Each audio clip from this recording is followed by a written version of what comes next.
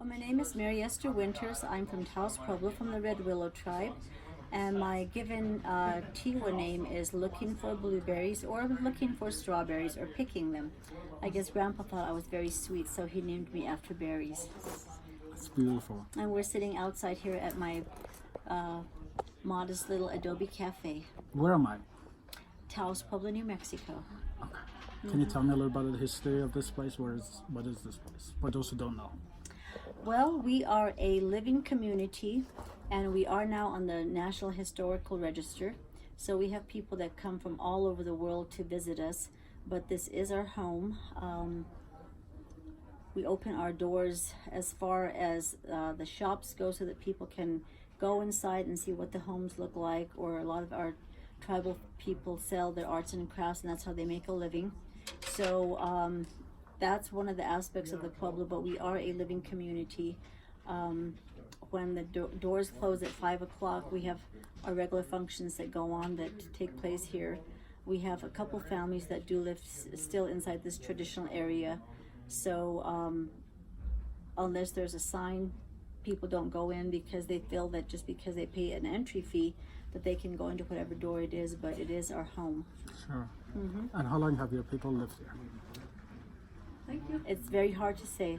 Thousands of years. Thousands of years, yes. Yeah. And do you know the history of how you ended up here from, being, I guess, forced into limited areas by the federal government? Well, that's one of the fortunate things is we were not put on here by the government or Calvaries or anybody else. We've always been here. Unlike other tribes, and this is why they call themselves reservations, because they were put on reserves. But we've always been here. This has been our home for generations upon generations. So we were not put here. We've just always been here. Of course. One of the things I always ask the natives is, how do you feel about immigration? Well, I think people are always looking for a better way of life. My heart goes out to those that do want to come to the U.S. because wherever they're coming from, it's obvious that it's a hard life. Just like here, for example, people may think it's very hard living here and very difficult, but when you leave, it used to be the cattle guard is no longer there, and you go elsewhere. We're very, very fortunate to be from here, to where we have the things that we do have, where we are able to practice our native religion as well as Catholicism, because they really go hand in hand, Catholicism and our native religion. And we're very lucky that we're allowed to practice that. We have homes here inside the village that we can live in that are owned by our families. We don't pay the rent. If you want modern conveniences, then you live outside the village. And so that's where the bills start coming in, because you have to pay just like the real world does. But I feel for those that want to come here and are denied access, because I think as long as they want to work, as long as they're willing to give back to the community, I see nothing wrong with that. Okay. You mentioned something that is kind of interesting to me, the combination of the religion and Catholicism. Could you tell me a little bit more about that? How do you mean? Well,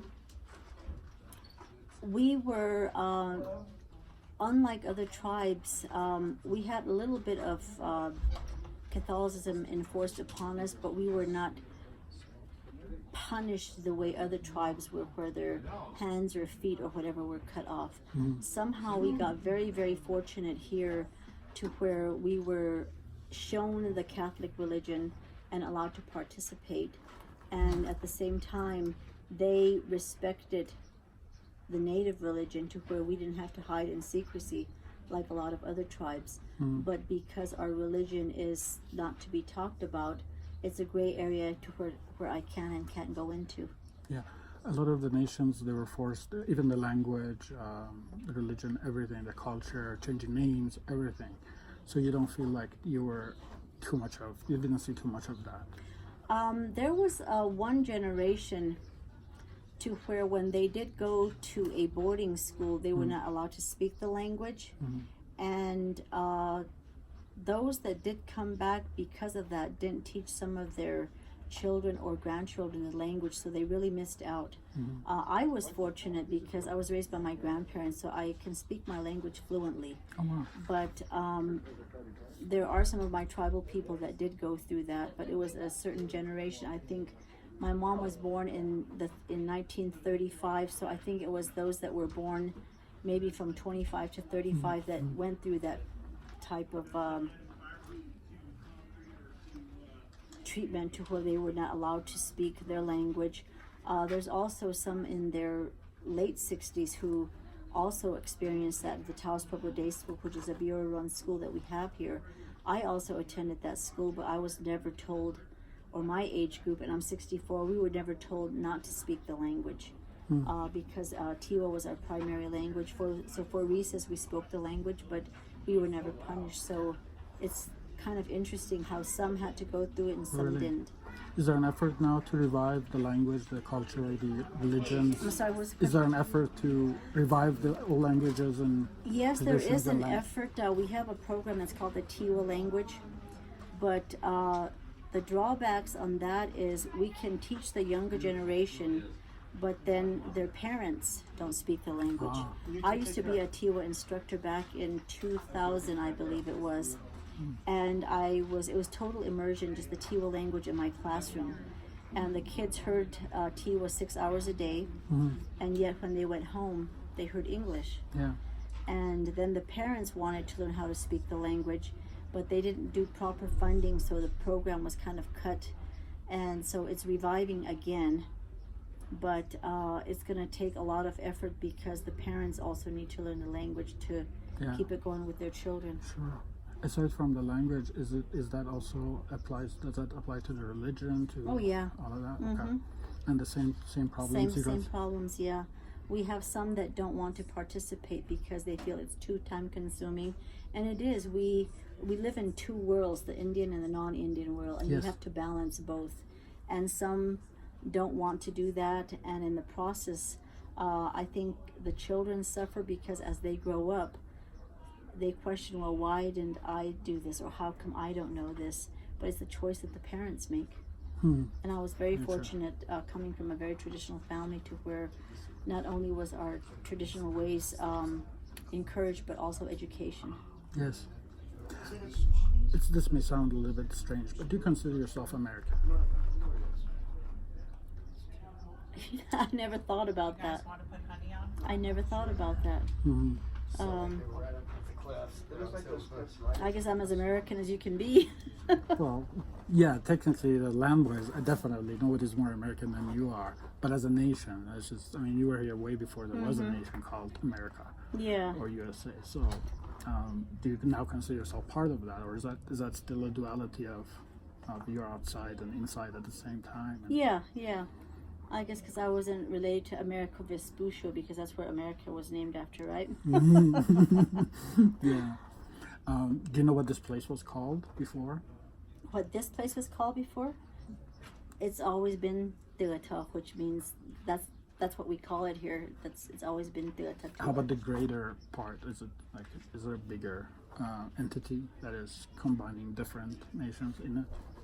No, we don't have different nations in here because we're just the Taos Pueblo Red Willow tribe. Okay. All right. One of the things that we briefly talked before I started recording was I'm an immigrant, and I came asking the people who were basically invaded your land if I could come in. And now some of those people are telling me that I should go back to where I came from. How do you feel about that? Well, where did they come from? You know? I mean, just like Trump, his wife, where does she come from? You know, so he's got the audacity to do what he's doing when his in-laws also just very recently gained citizenship, is from what I understand. And, you know, we've never, as Native Americans, told anybody else that, you know, you go where you come from, yet they do still tell us that. Isn't that amazing? And you should go back to where you came from. And, you know, I'm from here. I'm just like my husband, he's a Sioux from North Dakota. Yeah. And he was born with blue eyes and very light complexion. So on his reservation, the natives didn't accept him for having blue eyes. Yeah. And the non-Indians didn't accept him because he was native. Right. So he never knew where to fit. And then we met at a very young age, and I took one look at him, fell in love with him, and we got married. We raised our children here, and we're still married after 45 some years. And does he feel at home now? Here? Yes and no, because we do have tribal members here that are prejudiced. The elders, the old timers that were alive when my husband and I got married in 1975, were very accepting of my husband. The man that was a governor at that time, Mr. Lahan, told my husband, "Son, we know you are going to leave our daughter here and that you're going to raise children with her here. So I'm opening the doors to you here to hunt and fish, because I know that you will live here for a long time." And he never took advantage of that and abused those rights, because we were too busy raising the kids. But as the elders passed away and our kids got older, even though he wanted to partake and go fishing or hunting, the people that are my generation and maybe a little bit younger, they have their prejudices. So he's just kind of held back and mind his own business. So it happens here at home too. Yeah. One of the things that amazed me during this trip was I met natives who are pro-Trump. So well, I am not. I guess, do you have them? Do you encounter that? Is that a normal thing that you have to deal with? Or is that something very unusual that I just ran into? Well, my granddaughter, for some reason, she's engaged now, and her fiance is pro-Trump. So we have issues with that. Oh, okay. But Is he native? No, he's Hispanic. Oh, okay. He's Hispanic. And Yeah. I'm a Democrat. My mother raised me as a Republican. Okay. Because she was the first Native American that went to a Republican convention back in the 70s to Oh, Florida. wow. So she raised me a Republican. Amazing. And because I didn't know better back then, I pretty much voted and did what Mom said. But as I Sure. grew up and got out on my own, I thought, no, Republican is not for me. So I changed parties, and I'm a Democrat. And but no, I am definitely not pro-Trump, and I just it's very disheartening, and it's sad. It's just I look at the men that have served before him that had values of people in heart, and I remember hearing about President Ronald Reagan and the things that he said about African Americans, and him having a conversation with Nixon, President Nixon at that time, and Nixon laughing, and him calling the Richard Nixon gave us back our Blue Lake, which I have very much respect for with that. But at the same time, he called African Americans monkeys. So I don't know really who the presidents have been that have really had their people in heart. I mean, just like with us, with Trump, he doesn't even know, and his vice president, who and what Native Americans are. And we are the only race on earth that have to prove our blood quantum to prove that we're Native Americans. No other race does, but we do. And I think that's the government's way of eliminating us. Yeah. And my grandfather told me never to close my doors to anybody, because you never know when you're going to need their help. And he had friends from all over, and he had the biggest heart, very traditional. He spoke Tiwa, he spoke English, and he embraced people. And I hope to also, I'm hoping that I follow those footsteps, because till today I've never shunned or pushed anyone because of the color of their skin. Right.